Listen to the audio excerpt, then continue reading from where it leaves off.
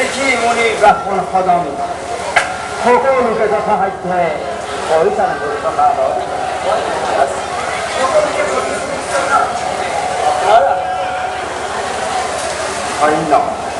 ধন্য মোৰ প্ৰিয়ে আৰু ধন্য মোৰ পুত্ৰ সন্তাৰ পাছতেই অষ্টসমে ঘূৰি আহিব সকলোটি ৰাজ্যলৈ আৰু তেতিয়াই মই অষ্টমেৰ যজ্ঞৰ পূৰ্ণাহুতি কৰিম প্ৰদান।